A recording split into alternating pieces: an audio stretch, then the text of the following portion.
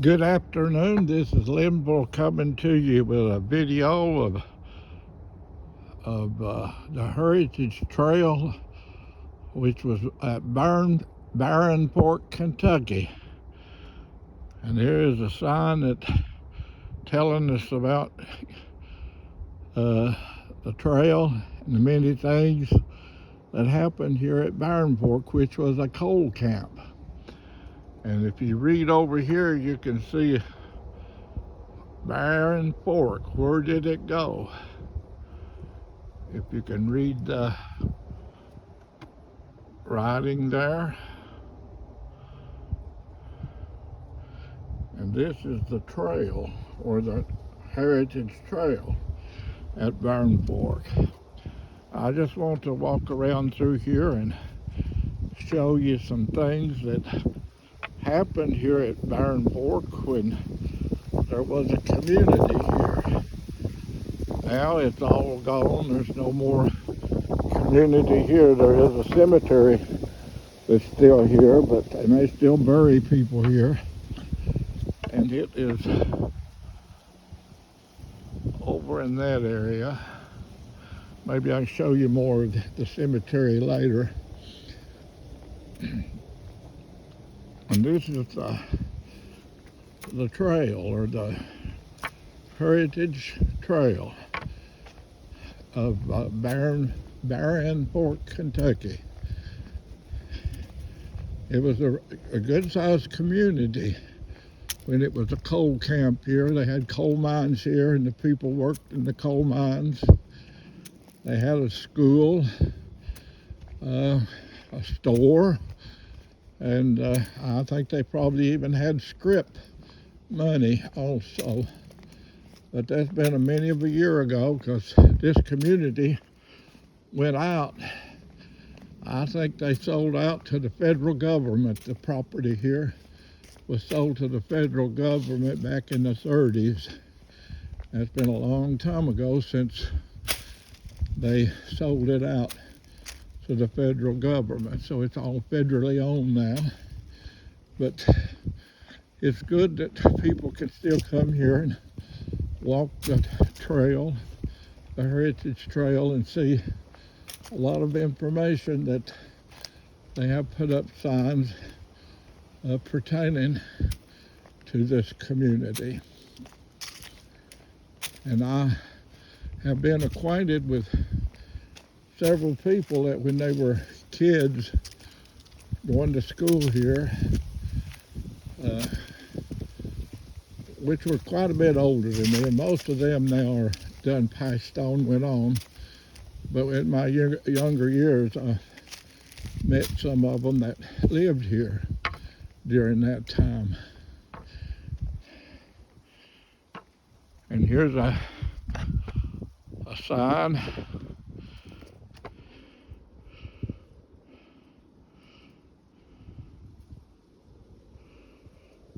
It tells you here, Barren Fork, homes without water, toiletries, or electricity. That's some of the children that would have been in this community. That would have been a house that was here in this community. As we walk on further, there's many other things here that they tell us about in this community. I love to come here and walk. It is very refreshing to come here and walk. It's peaceful here. A lot of the people come here and walk all the time. I come here quite often myself to walk. And a lot of times, once a day, I may come here to walk a couple, 2 or 3 miles, and I walk sometimes as much as 5 miles. Try to keep my old body percolating, going on. It's a good place to come to walk. But there's other places that I go and walk here in McCreary County.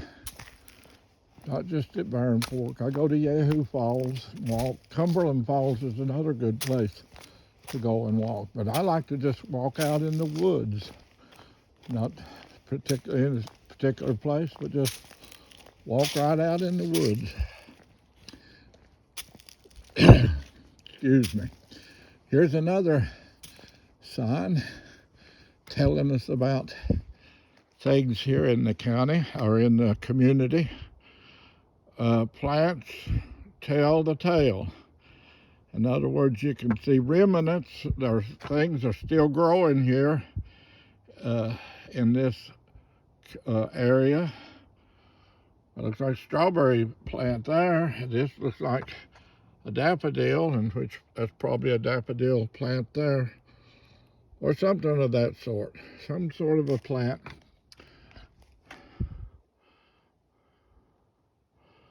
And it says multiflora rose, ripe daffodils. Inside, right below, yucca. Okay, that's a yucca plant. And the other one says it's a multiflora rose. Okay, I see that now. It's not a strawberry, it's a rose plant. And there's a sign telling you about some things. Again, Barren Fork. These plants are still growing here that people in the community planted here.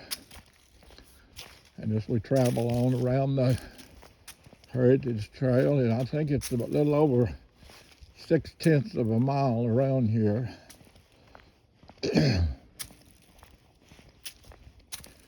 At least, I think it's 6,300 is how far it is, the mileage around through here. And they have benches along that you can sit down if old people needs to sit down. I'm not an old person, am I? 79 ain't old. You're not old till you get 120. Learning in Style, Barren Fork. This was the schoolhouse here at Barren Fork. That is some of the pupils, the children that attended school here. A good class, looks like. And it tells you here about the school building and the things that went on here at the school building, community building.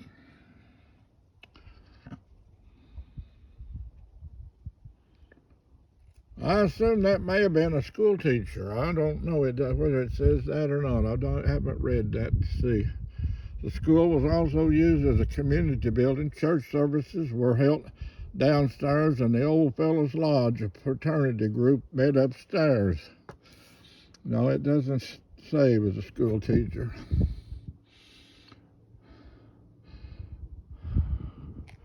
We will travel on now to another area.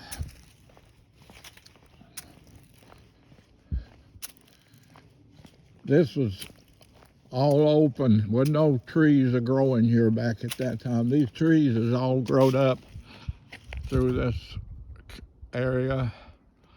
It's all grown up. It's gone back to nature since Stearns Coal, or since, not Stearns, but Barren Fork Community Coal Company sold out to the federal government. It's going back to nature. Don't take many years for nature to take hold.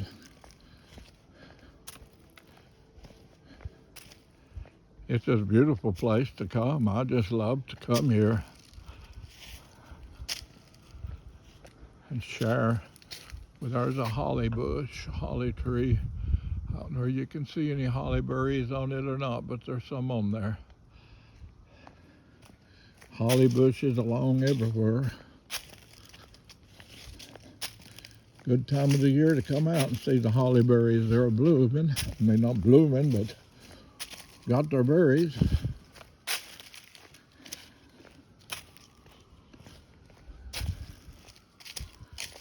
Big trees now growing here. Sugar maples, sycamore, oak, white oaks, red oaks, maples, all kinds of trees. Here is where the how the coal was moved. It come out of the hollow down there up to, on that tipple. And it tells you here, you can look around and see remnants of what was left of the coal tipple and all those things. And that is the tipple there. It tells you about the background of the community, how coal was moved at Barren. There's a fellow with his hogs and his little child in his arms.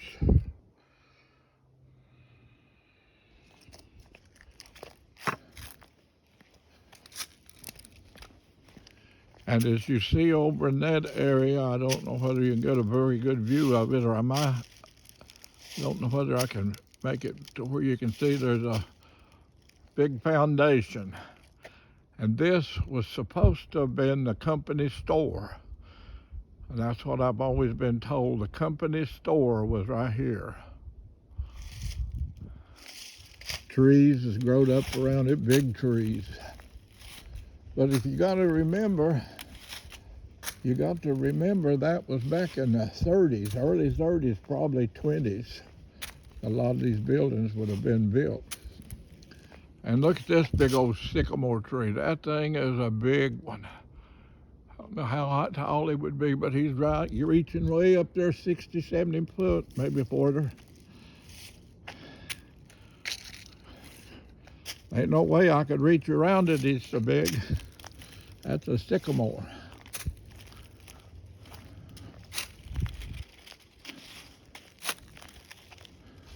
There's some little plants that grow down here that I think have such a pretty berry on them. And I have picked those before and made a bouquet out of them. They make a beautiful bouquet.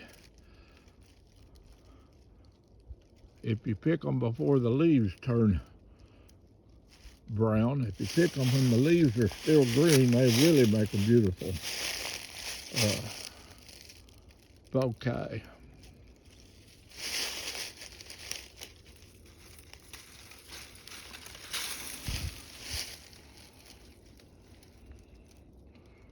Can you imagine making a bouquet out of that? Since there's no green leaves on them now, Bobby could get some greenery some way and put in there with them. I may come back later and pick me some of them to make me a bouquet for Christmas. They make a very, very pretty Christmas bouquet.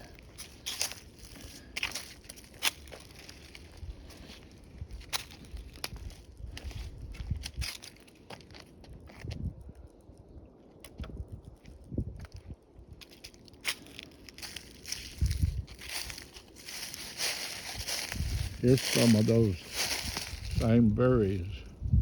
They still got some green leaves on them. Ain't them pretty? I don't know the name of them. Somebody out there, if you know the name of them, comment in my comments. Tell me what the name of that plant is. I really don't know what the name of that plant is. I'd like to know what the name of it is.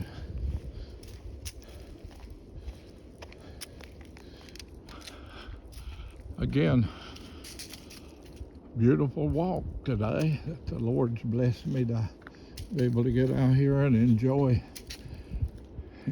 His creation. Just imagine at one time there was a lot of people lived here. A lot of people lived here. I don't know exactly what the population would have been. There's a lot more of those berries. I don't know whether you can see them there or not. Yeah, you can see them somewhat. I'm not going to step over there in them to see them. We'll just travel on. More hollyberry there, holly bush, hollyberries there.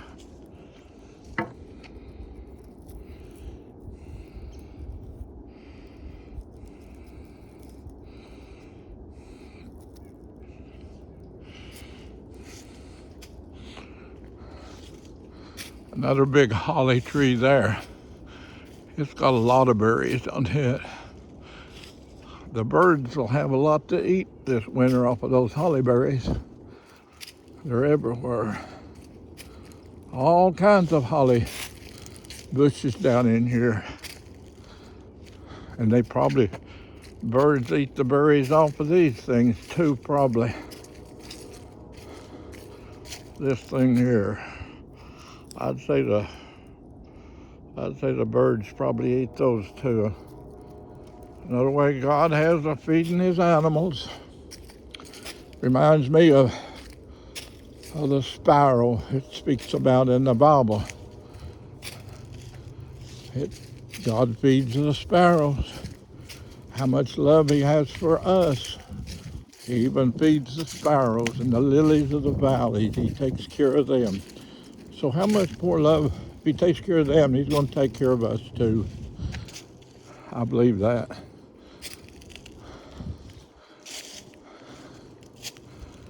I believe that God's here. I believe that He walks with us.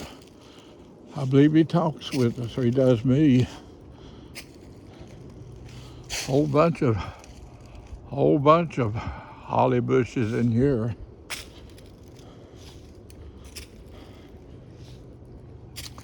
Now the part that I'm walking on at this particular time was where the railroad was at, where the train come in to pick up the coal back there in that area. This was the railroad bed that I'm walking on right at the time being. Where I first come in wasn't. Now this is where the railroad was at, through here, what I'm walking on right now. This was the railroad bed. Been gone a long time. Longer than I am old, and I'm 79. All I've ever done is just heard talk about this place, and then be able to come and walk down here.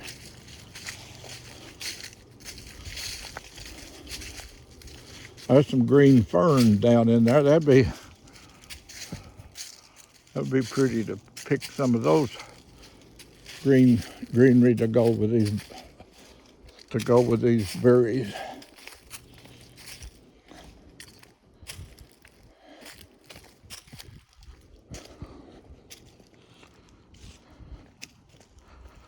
Big trees. Another big sycamore there. Huge sycamore. All kinds of tulip poplars out down there. There is a huge white oak over there. It's a huge white oak. Great big white oak. Another bench up here for old people to sit on. I'm not old, so I don't need to sit down. Not today anyway. Hard work for man and beast.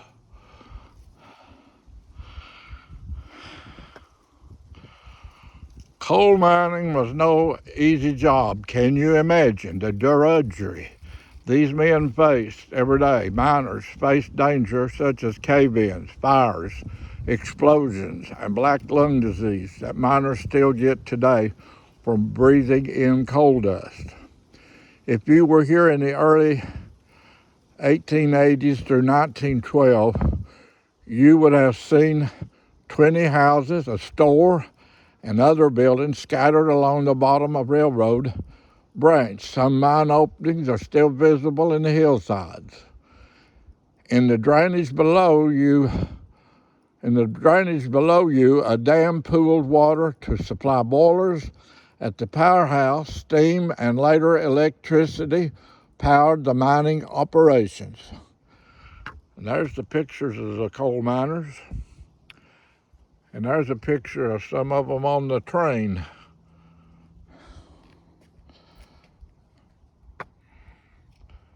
The background of that right there, it says horses and mules pulled the cars out of the mines in the late 1800s. Cars were connected to small-size dinky engines and transported to the incline. By the 1920s, electric cars replaced the dinky engines above inset. Dinky engines, CIRCA 1911, courtesy of Rebecca Perkins. 3 men in front of a dinky engine, about 1919, left to right. George M. Taylor, sons Alvin Harrison Taylor and Abe Lincoln Taylor, courtesy of Bill Taylor. Some of the coal seams, the area in which miners had to work were only 20 to 28 inches. This meant the miners had to lie in water and mud on their sides while working. They had it hard back in those times. They had it in time, but they worked to make a living for their families. Another bench to sit down and rest your body on while walking. I think in this area over here is where they had a pond for water. I don't know, it's been let go. There's no water there no longer, but I think there was a dam across here that supplied water that they were talking about there.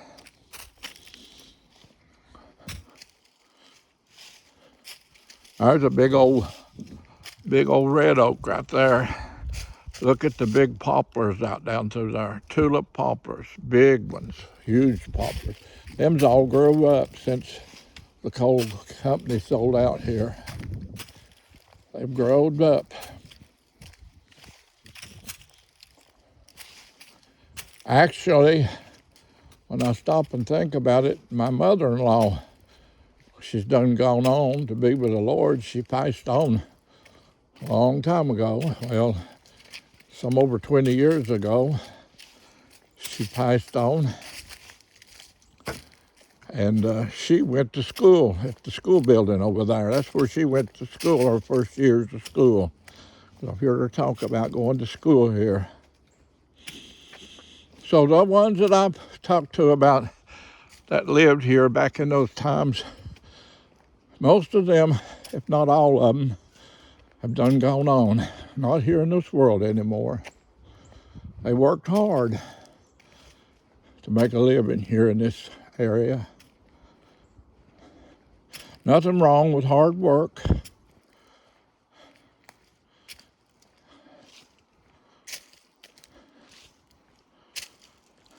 I'm just going to walk now and just let you view the scenery up through here.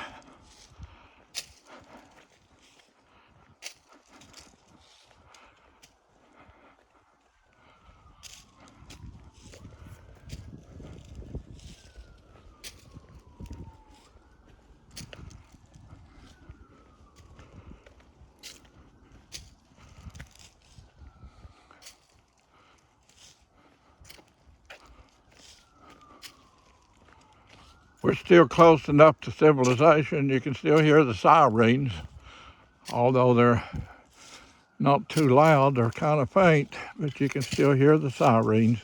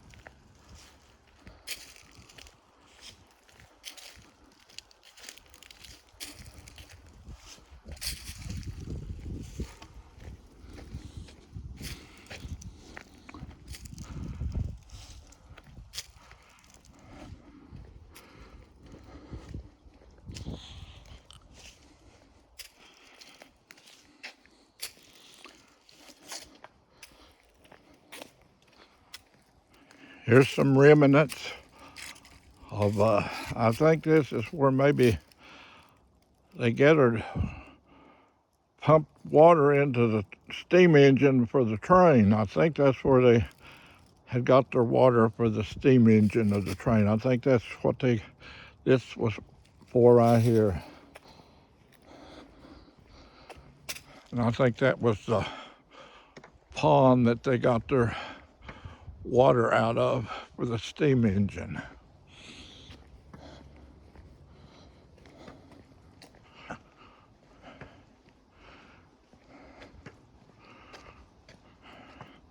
That's a little dogwood, orchid dogwood.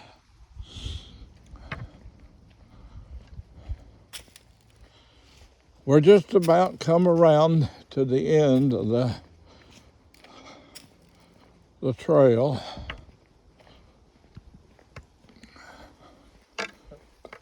The Barren Fork Heritage Trail.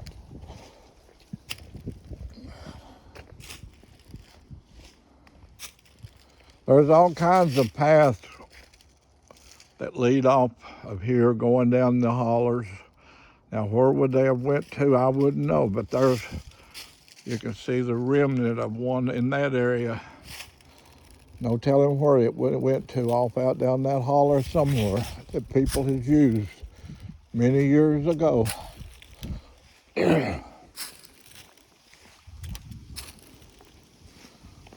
coming back close to where the cemetery. Of course, there's still people that are being buried here, but this cemetery was used by the community when they lived here, and there's a lot of people that are buried here. It's this huge cemetery. Another bench once you about got your journey finished. Water, everybody needs some, is what that sign says. Firemen used water from this pond to power steam engines carrying coal. In the area to the left of the pond stood the old weigh scale. Coal cars were weighed by the bookkeeper before sending them off to the big city markets. Even at that time, wildlife used the pond. Green frogs and bullfrogs made it their home. Deer, raccoon, and opossums came for food and water. After mining ceased, the pond naturalized, and other species such as spotted salamanders and wood frogs came to live here. In March, listen for the high-pitched sound of the spring peeper calling to its mate. The remains of Barren Fork are silent, except for the sound of wildlife. There's a salamander and a frog, a peeper frog. Here's some gentlemen, no doubt, that worked in the mines here. The 4 members of Barren Coal Camp posed in front of the weigh scale courtesy of Bill Taylor. Inset, top spotted salamander, photo of James D. Kaiser. Inset below, spring peeper, photo by James D. Kaiser. A burial pond means the water periodically dries up during drought years and does not contain fish. The vernal pond in front of you plays a critical role in the ecosystem.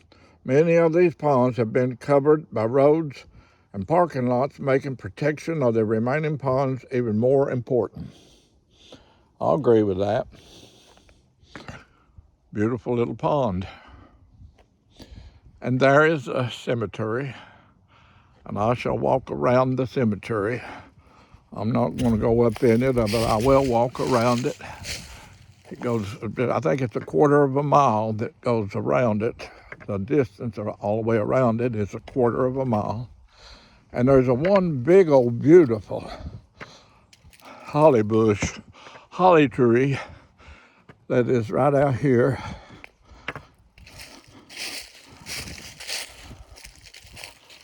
I'll come up here to where I can show you these berries. It is just loaded with berries.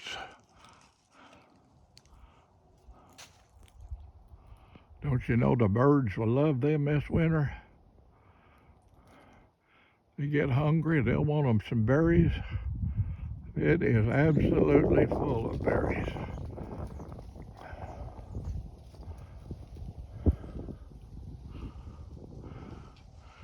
The birds will love them berries this winter.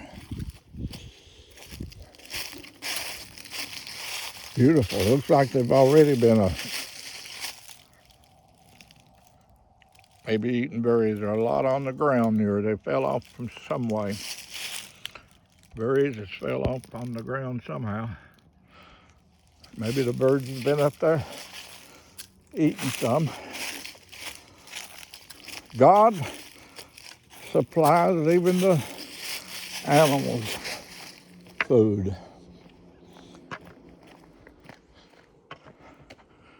You can see the cemetery around through there. It's a huge cemetery, big cemetery. I wouldn't have no idea how many people would be here, but I have been acquainted with a lot of these people that are buried here. A lot of them were my friends. A lot of them I don't know and didn't know, but a lot of them I did know. Their family and some of their family is still living. I know some of them. Beautiful cemetery. If there is such a thing as a beautiful cemetery, it is beautiful, peaceful, very peaceful. We show them respect. Don't want to show them disrespect, but we show them respect.